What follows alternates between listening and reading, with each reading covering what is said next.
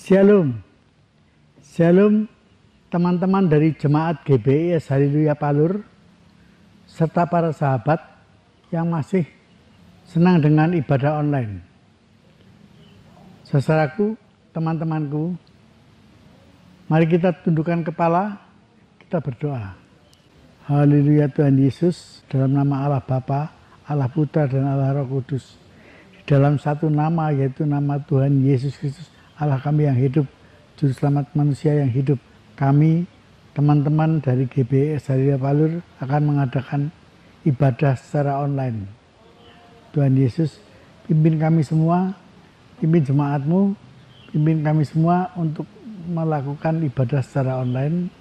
Tuhan Yesus, kiranya Engkau sertai kami, haleluya, dalam ibadah online sore hari ini. Begitu juga, haleluya Tuhan, kami juga berdoa, berkati mereka semua, lindungi mereka semua Tuhan.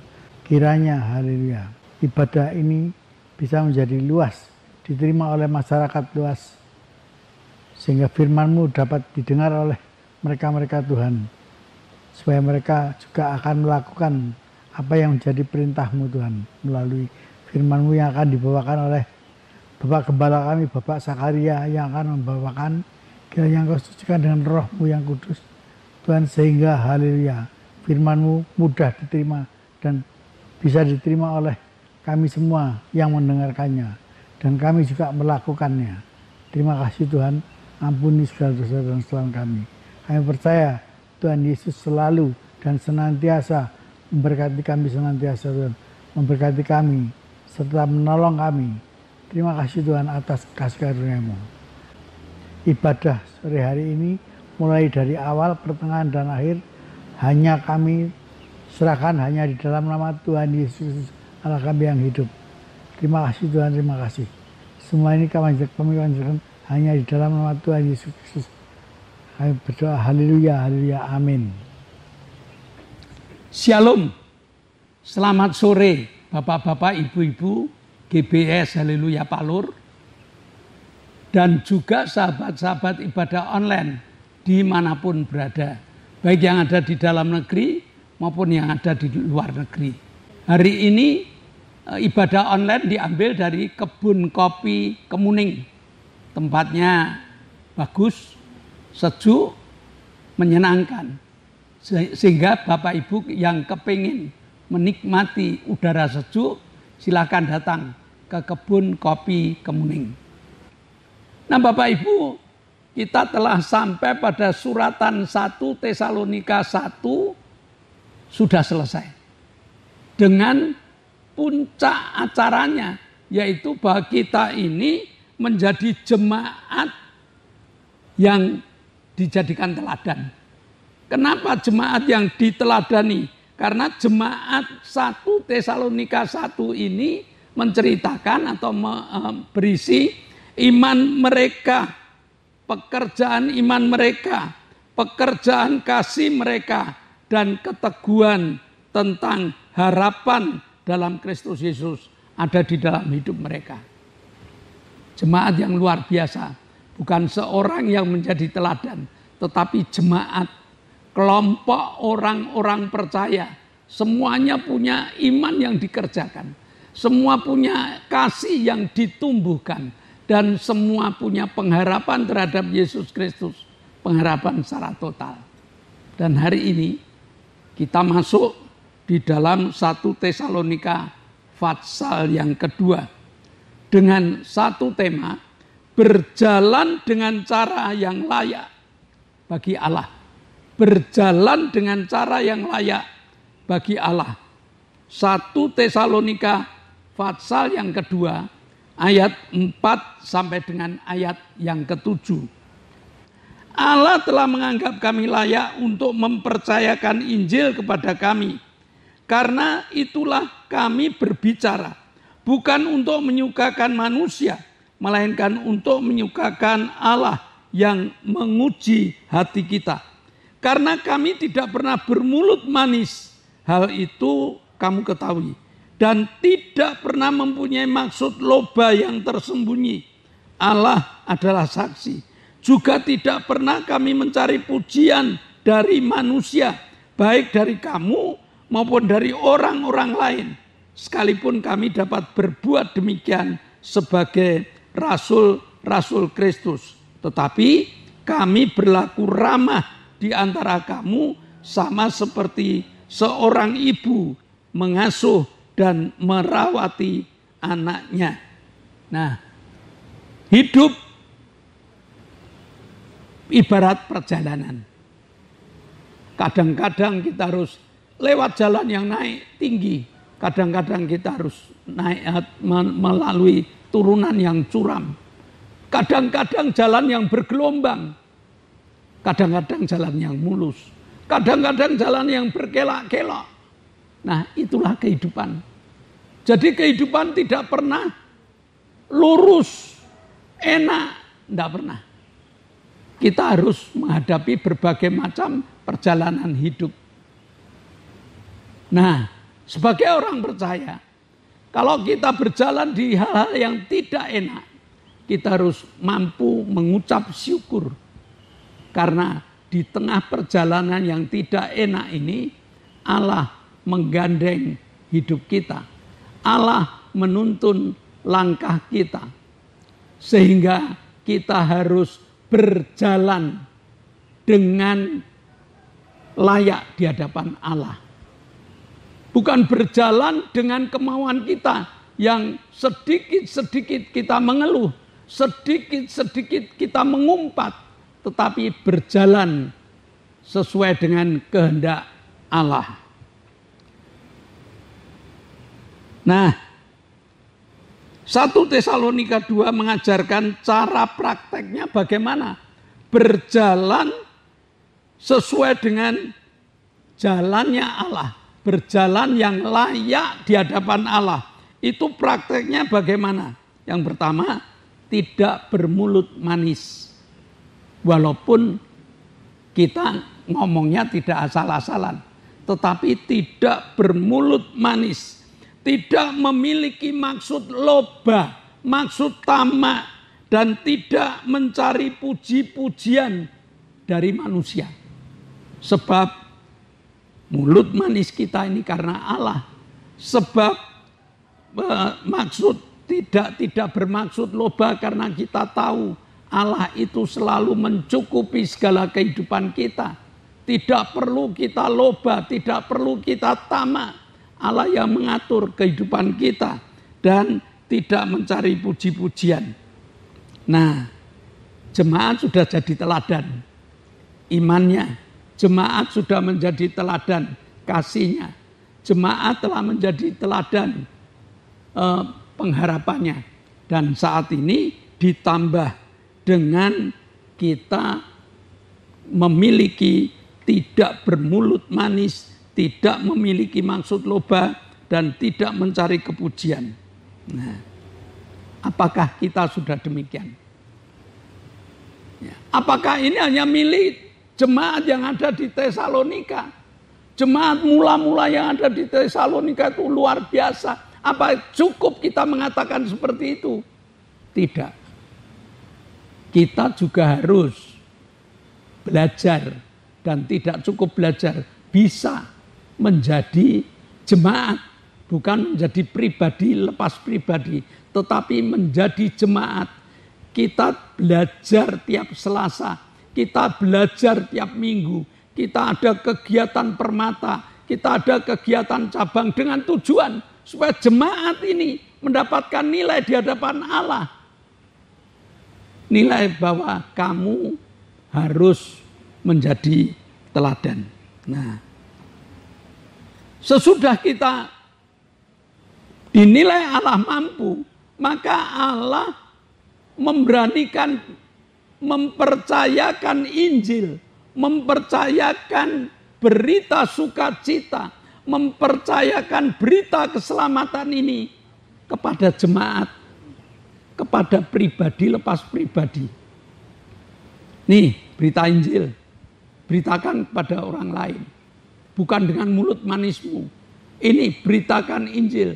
Bukan dengan kasih yang kamu tingkatkan. Bukan dengan maksud untuk mencari keuntungan. Maksud mencari tamak ketamakan, bukan. Tetapi semuanya itu untuk Allah. Nah, Allah telah mempercayakan Injil ke tangan kita. Maka Allah memberitakan perintah. Kamu harus, sekali lagi, kamu harus membagikan Injil kepada mereka. Jalan boleh tidak rata. Jalan boleh berkelak-kelok. Tetapi model jalan kita adalah layak di hadapan Allah. Jalan kita menunjukkan perjalanan yang layak di hadapan Allah. Tidak perjalanan yang sembrono. Tidak perjalanan yang suka-suka. Tetapi perjalanan yang dinilai layak di hadapan Allah. Bagaimana perjalanan itu? Perjalanan yang selalu mengucap syukur. Berita Injil harus kita beritakan dengan berita yang manis. Berita yang membuat orang lain itu senang mendengar berita kita. Berita Injil harus kita beritakan dengan berita yang penuh dengan sukacita. Allah mengatakan, kamu menerima Injil dengan cuma-cuma. Maka kamu juga harus memberitakan Injil dengan cuma-cuma. Tidak ada tendensi untuk mencari uang. Itu berita Injil yang dibebankan kepada kita. Yang diberikan kepada kita, yang harus kita bagikan kepada orang lain. Karena kita telah diselamatkan. Karena kita telah mendapatkan kasih karunia. Karena kita telah mendapatkan berkat-berkat yang melimpah. Oleh sebab itu, pemberita Injil harus benar-benar memiliki iman yang dipekerjakan. Kasih yang harus terus bertambah. Seperti seorang ibu yang merawat anaknya. Tidak punya pamrih apa-apa. Seorang ibu yang seringkali mendapatkan kesusahan dari anak-anaknya. Waktu dia ngomong anaknya nangis. Waktu ngomong anaknya, lalu sudah mulai anaknya berak, anaknya kencing dan sebagainya. Tapi ibu dengan baiknya, ibu dengan kesabarannya tetap membawa anak itu. Bahkan mendidik anak itu sampai dia dewasa. Sama pemberita Injil. Bapak Ibu jangan patah semangat. Berita Injil adalah berita yang luar biasa. Kasih karunia Allah ada di situ. Berkat Allah ada di situ. Kemurahan Allah ada di situ. Dan keselamatan bagi manusia ada di situ. Mari kita beritakan dengan cara yang layak di hadapan Allah. Bukan dengan cara kita sendiri. Bukan dengan metode-metode yang kita miliki. Tetapi metode Allah, cara Allah yang harus kita patuhi. Amin. Mari kita berdoa. Bapa, kami mengucap syukur. Engkau telah memberkati berita Injil yang telah kami bawakan pada hari ini. Kami telah menikmati kasih karunia-Mu dan ini bekal bagi kami untuk menyuarakan Injil dengan cuma-cuma. Meteraikan firman-Mu dalam hati, jiwa, dan roh kami. Dan dalam nama Yesus kami telah berdoa dan mengucap syukur. Amin. Nah, shalom. Sebelum kita berpisah, ada beberapa pengumuman. Yang pertama, GBIS Haleluya Palur sudah ada ibadah on-site, ibadah tatap muka. Maka bagi Bapak Ibu yang rumahnya dekat dengan Palur, rumahnya dekat dengan GBIS Haleluya Palur, kami mengundang supaya ibadah bersama dengan kami. Dengan jadwal Minggu pagi jam 7 untuk anak-anak sekolah minggu. Minggu jam 9 untuk ibadah umum. Dan tiap hari Selasa jam 6 sore ada ibadah pendalaman Alkitab. hari Jumat ada 2 kegiatan. Yang pertama kegiatan cabang jam 6:30. Dan untuk Permata, persekutuan rumah tangga, tiap jam 6 sore.